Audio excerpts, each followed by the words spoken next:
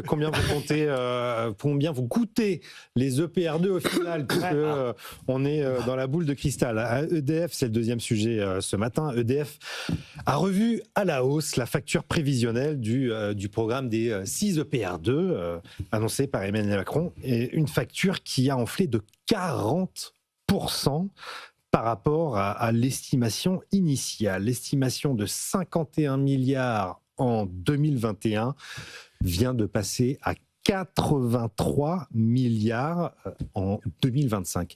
Alors qu'on n'a pas commencé à couler le moindre mètre carré de béton. Comment on explique cette inflation de 40%? Alors, premièrement, on a eu un peu d'inflation, ça c'est évident. Deuxièmement, on mesure maintenant mieux ce qu'il va falloir faire, et donc on connaît mieux le dispositif. Il faut dire aussi que dans cette enveloppe, il y a beaucoup de provisions.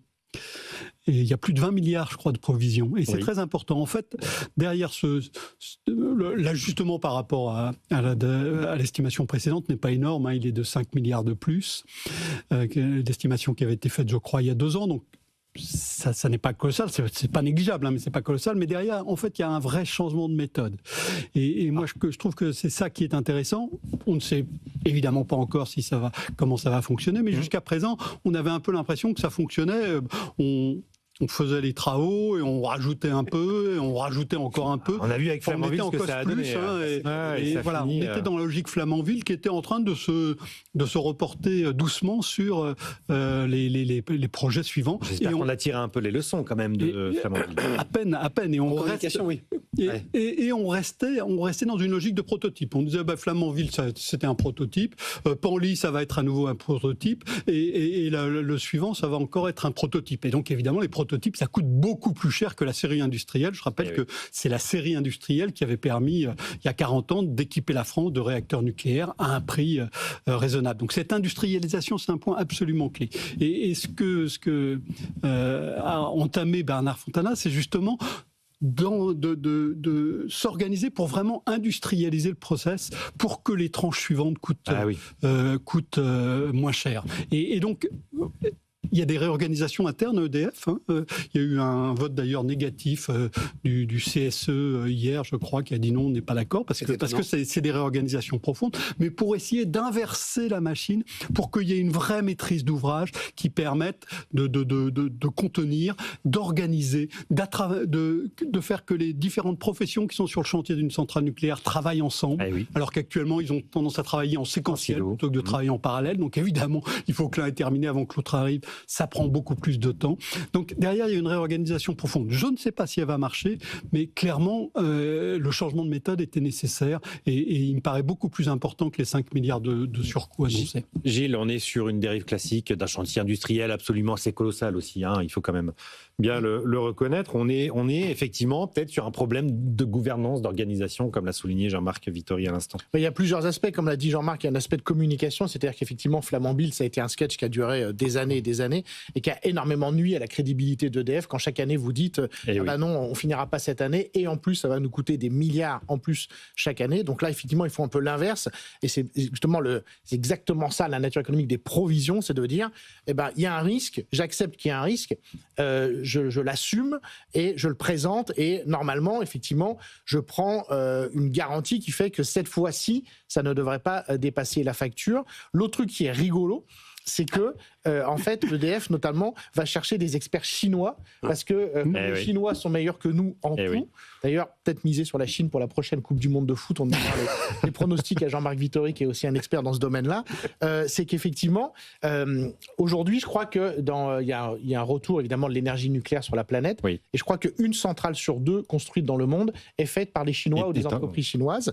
Et donc là, très sérieusement, les difficultés, les Chinois ont réussi beaucoup mieux et beaucoup plus vite que EDF à construire, eux, leurs EPR. Et donc là, il y a effectivement une accumulation d'expérience. Il y a eu aussi Huxley Point, aussi, qui a été aussi un gros échec en Angleterre.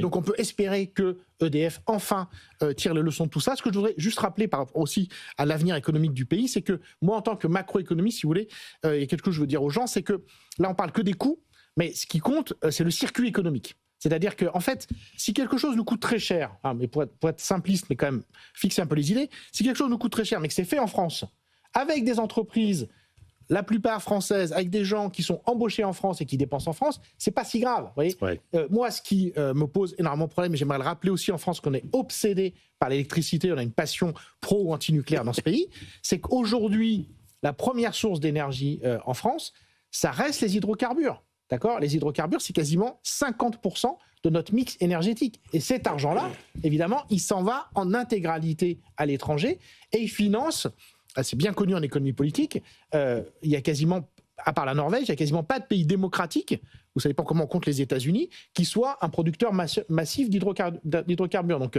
quand vous achetez du gaz et du pétrole, évidemment, c'est une fuite pour l'économie française et en plus, vous soutenez des régimes au minima autoritaire, voire absolument terrible, comme évidemment le Qatar, la Russie, etc. Et ça ne sert pas forcément le consommateur. Voilà, et ça ne sert pas le consommateur. Donc moi, je pense qu'il faut quand même avoir cette idée qu'il y a des choses qui nous coûtent, mais l'important pour moi, c'est de regarder après cet argent, est-ce qu'il reste en France le plus possible ou pas ? En même temps, c'est ce qui va déterminer aussi le coût de l'énergie. Plus les chantiers coûteront cher, plus le mégawattheure coûtera cher, et c'est ce qui détermine aussi un peu la productivité du pays, Stéphane. Oui, mixé avec cette spécificité européenne sur ce prix de l'électricité, où nous, on a mis le paquet pendant des années et on a fait des investissements colossaux pour ne pas en tirer les fruits. Donc moi, je me mets toujours le libéral de service. On a financé la libre concurrence des autres, en fait.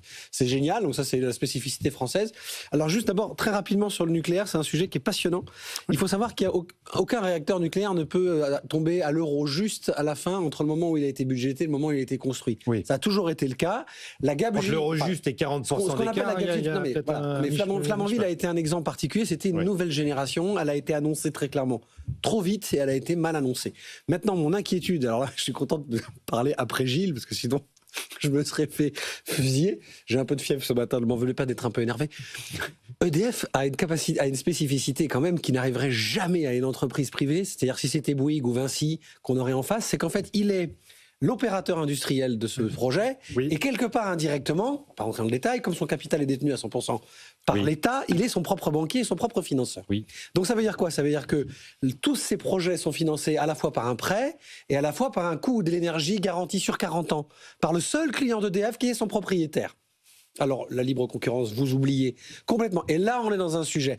Et je ne veux pas encore faire le mec de droite de service. Très clairement, je pense qu'il y a une erreur fondamentale. On a eu un président d'EDF à une époque qui n'était pas un type facile, M. Proglio, qui s'est fait détruire parce qu'il a essayé de soulever un peu le sujet et il s'est fait détruire. Et vous venez de l'annoncer, vous avez dit que le CSE n'était pas d'accord. Donc, on est typiquement dans un truc où... Évidemment que les Chinois, ils arrivent. Parce que les Chinois, le CSE, ça a beau être un pays théoriquement communiste, il n'y a pas. Ça n'existe pas. Ben oui, non, mais les grandes monarchies de l'hydrocarbure, ça n'existe pas. Donc là, soit on remet en question totalement notre système politique, ce que j'appelle pas, sauf que cette concurrence-là, elle est difficile. Et sur EDF et sur les EPR2, faut donner sa chance à la méthode. Là, en revanche, pour finir sur quelque chose de positif, parce qu'en effet, il vaut mieux provisionner des erreurs que de les annoncer après, parce que forcément, c'est très, très déceptif. La seule vraie question qu'il faut se poser, c'est est-ce qu'à un moment donné, d'investir 50 ou 75 milliards d'euros dans ces projets-là, c'est pour qu'on continue à payer un coût mixé d'énergie avec les autres pays européens, ou si à un moment donné, soit ils financent avec nous cette partie de l'énergie-là, soit la France, sur ce sujet de l'énergie et de l'électricité, pourra faire bénéficier aux Français d'un tarif préférentiel. C'est le vrai seul sujet, c'est dans tout ce qu'a expliqué Gilles, et je suis d'accord avec lui, c'est le consommateur qui ne gagne rien à la fin. Et je vous rappelle que le consommateur, il est aussi le contribuable, donc propriétaire d'EDF. Il y a un dernier, allez, il nous reste 30 secondes, Jean-Marc. Il y a un dernier sujet qui a un peu soulevé Stéphane, c'est en fait, est-ce que EDF est une entreprise normale ou est-ce que c'est une régie nationale qui est là pour aider la productivité nationale ? Ça a été tout le débat qui a opposé l'État et Luc Rémont, hein, l'ancien PDG. Non, mais alors ça c'est une question simple. C'est une entreprise totalement anormale et à qui on demande absolument tout et son contraire. C'est-à-dire que l'État voudrait à la fois des dividendes, de l'électricité pas chère, des investissements massifs, une responsabilité sociale et environnementale très forte. Et donc, il y a des injonctions contradictoires comme à laquelle n'est soumise aucune autre grande entreprise française ou même, je pense, mondiale. La SNCF un peu aussi. C'est à moindre échelle. À moindre échelle. Non, je crois vraiment qu'il y a une vraie... Non, c'est pas une entreprise normale. C'est stratégique, l'énergie. C'est stratégique. Et Bernard Fontana a peut-être le pire poste de PDG de France, mais en même temps passionnant.